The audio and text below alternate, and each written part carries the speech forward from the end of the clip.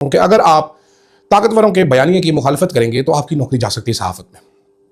ताज़ा तरीन मिसाल मतिउल्लाह जान साहब हैं। सबसे बड़ी मिसाल अरशद शरीफ साहब हैं। उनको ना सिर्फ जान से गए, उनको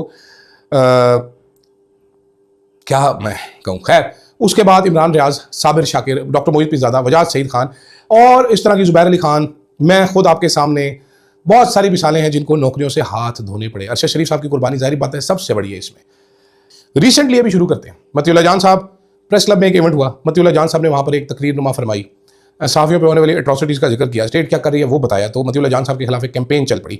एक ट्विटर अकाउंट है अम्मार सुलंगी नाम का, वो कहते हैं जी मैं सहाफ़ी हूँ, मुझे नहीं पता, मैं नहीं जानता, मैं नालायक भी हो सकता हूँ, बड़े साफ़ी हो सकते हैं, लेकिन मुन्ना मुनीब जो है उसने फिर बताया, और जो उमर चीमा साहब है उन्होंने बताया कि जनाब अम्मार सुलंगी कोई असल आदमी नहीं है, ये दो लोगों की नामों से, अम्मार मसूद जो कि कंपनी के डाउट है और मुर्तज़ा सुलंगी जो कि कंपनी के डाउट है, उनके नामों को जोड़कर एक फर्जी नाम है, और ये बेसिकली इदारे का, एजेंसी का अकाउंट है जहाँ से वो अपना मौक़िफ़ देते हैं। तो अम्मार सुलंगी साहब जो हैं, जो भी वो हैं, वो नाराज़ हो गए मतिउल्लाह जान से। और ये मैं इदारे का अकाउंट, ये मैं खुद नहीं कह रहा, ये आपको मालूम है, ये उसने बताया है हमें, मुनीफ फारूक और उमर चीमा ने।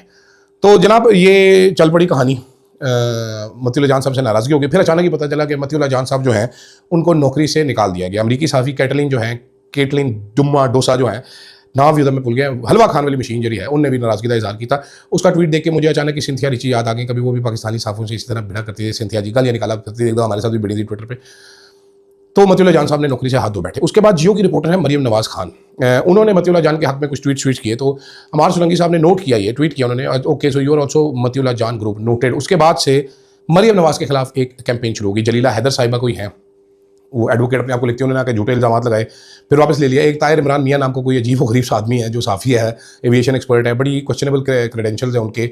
एक ज़माने में मुझे याद है कोई पाक एविएशन का अकाउंट, ट्विटर अकाउंट कोई एविएशन के नाम से कोई बंदा चलाता था जो एविएशन में इंटरेस्ट लेता था। तो ये ताहिर इमरान मियाँ उनको धमकियाँ लगाते थे कि मैं एजेंसियों से कहकर तुम्हें उठवा लूँगा, अपना ट्विटर अकाउंट मेरे हवाले कर दो, मेरे पास वो सारे सबूत मौजूद होंगे कहीं ना कहीं सेव, अभी फिलहाल तो हैंडी नहीं है, वरना ज़रूर दिखाता आपको।